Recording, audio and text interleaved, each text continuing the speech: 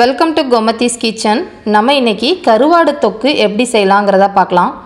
கோமதிஸ் கிச்சனை சப்ஸ்கிரைப் பண்ணாதவங்க சப்ஸ்கிரைப் பட்டனை ப்ரெஸ் பண்ணுங்கள். உடனுக்குடனே அப்டேட் பண்ணணும்னா பக்கத்தில் இருக்க பெல் பட்டனை மறக்காமல் ப்ரெஸ் பண்ணிக்கோங்க. இப்போ முதல்ல நம்ம கருவாடை க்ளீன் பண்ணணும். அதுக்கு பாத்திரத்தில் தண்ணி சூடு பண்ணிக்கலாம். நான் இன்றைக்கி நெத்திலி கருவாடு தான் இதுக்கு எடுத்து வச்சுருக்கிறேன். நெத்திலி கருவாடு பார்த்திங்கன்னா ஒரு 50லேருந்து 100 கிராம் வரைக்கும் இருக்கும். இந்த நெத்திலி கருவாடு நம்ம தொக்கு செய்கிறதுக்கு ரொம்பவே நல்லாயிருக்கும், டேஸ்ட்டும் நல்லாயிருக்கும். நீங்கள் எந்த கருவாடு யூஸ் பண்ணுறீங்களோ அதை எடுத்துக்கோங்க. தண்ணி இந்த மாதிரி தளன்னு கொதிக்கணும். கொதித்த தண்ணியை தான் நம்ம நெத்திலி கருவாடை க்ளீன் பண்ணணும். அப்போ தான் நல்லா சுத்தமாகும்.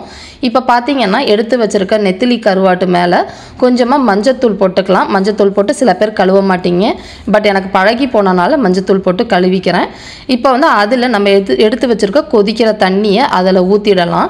ஊற்றிட்டு ஒரு 10லேருந்து 15 நிமிஷம் அப்படியே விட்டீங்க அப்படின்னா நல்லா கருவாடு ஊறி போய் தலை தனியாக நல்லா க்ளீன் ஆகிடும். இப்போ இதுக்கு ஒரு பேஸ்ட் ஒன்று அரைக்க போகிறோம். அதுக்கு பார்த்தீங்கன்னா மிளகாய் தூள் போட்டுக்கலாம். நான் இன்றைக்கி இதுக்கு 4 டேபிள் ஸ்பூன் அளவுக்கு மிளகாய் தூள் சேர்த்துருக்கிறேன். காரத்துக்கு ஏற்ற மாதிரி போட்டுக்கோங்க. 1 டேபிள் ஸ்பூன் அளவுக்கு சோம்பு, 1 டேபிள் ஸ்பூன் அளவுக்கு சீரகம், 1/2 டேபிள் ஸ்பூன் அளவுக்கு மிளகு, ஒரு 10லேருந்து 12 பூண்டு போட்டுக்கலாம். முழு பூண்டாக போட்டுக்கலாம். இதை போட்டு நல்லா திக்காக பேஸ்ட் மாதிரி தண்ணி லைட்டாக தெளித்து இந்த மாதிரி அரைச்சி எடுத்துகிட்டு வந்துக்கோங்க. இப்போ நம்மளோட கருவாடுக்கு செய்ய வேண்டிய பேஸ்ட் ரெடி ஆகிடுச்சு. இப்போ கருவாடை க்ளீன் பண்ணிக்கலாம். இந்த கருவாடை க்ளீன் பண்ணுறது பார்த்திங்கன்னா இது மோஸ்ட்லி ஊர்னாலே அந்த தலையெல்லாம் தனியாக வந்துடும். இதை நல்லா அதுக்கு மேலே இருக்கிற தோல் அதெல்லாம் நல்லா சுத்தப்படுத்தினதுக்கு அதுக்கப்புறம் நம்ம ஒரு தண்ணியில் ஒரு 2-3 தடவை ஒரு பவுலில் வச்சு நல்லா அலசி எடுத்துடுங்க. அப்போ தான் அதில் இருக்க அந்த உப்பு அழுக்கு எல்லாமே நல்லா க்ளீன் ஆகிடும். அதே மாதிரி எல்லாத்தையும் எவ்வளோக்கு எவ்வளோ கருவாடு சுத்தப்படுத்துகிறோமோ அவ்வளோக்கு எவ்வளோ வாடை அதிகமாக இருக்காது.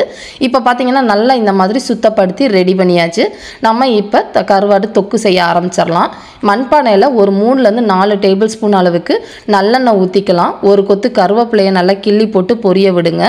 1 கப் அளவுக்கு சின்ன வெங்காயத்தை நல்லா பொடியாக நறுக்கி அதை போட்டுக்கலாம். சின்ன வெங்காயம் தான் இதுக்கு ரொம்ப நல்லா டேஸ்ட்டாக இருக்கும். சப்போஸ் கிடைக்கலனா மட்டும் பெரிய வெங்காயம் யூஸ் பண்ணிக்கோங்க. நல்லா இதை நல்லா கண்ணாடி பதத்துக்கு வதங்கினதுக்கு அப்புறமா 1 கப் அளவுக்கு பொடியாக நறுக்கின தக்காளியும் இதில் போட்டுக்கலாம். நாட்டு தக்காளி போட்டுக்கோங்க, அதுதான் நல்லா டேஸ்ட் கொடுக்கும். இது நல்லா தொக்கு மாதிரி வதங்கினதுக்கு அப்புறமா 1/8 டீஸ்பூன் அளவுக்கு மஞ்சள் தூள் இதில் போட்டுட்டு இதிலேயே சேர்த்து நல்லா வதக்கிக்கோங்க. கொஞ்ச நேரம் வதங்கினதுக்கு அப்புறமா நம்ம எடுத்து அரைச்சி வச்சிருக்கிற பேஸ்ட் இருக்கு இல்லையா, மிளகாத்தூள் பேஸ்ட்டு, அதையும் இதிலேயே போட்டுக்கோங்க. போட்டுட்டு இதோட பச்சை வாசனை போகிற அளவுக்கு மீடியம் தீயிலே போட்டு நல்லா வதக்கிடுங்க. பூண்டோட பச்சை வாசனைலாம் போயிடணும். இது மாதிரி எண்ணெய் பிரிஞ்சு வந்ததுக்கு அப்புறமா ஒரு 1/2 கப் அளவுக்கு தண்ணி ஊற்றிருக்கிறேன்.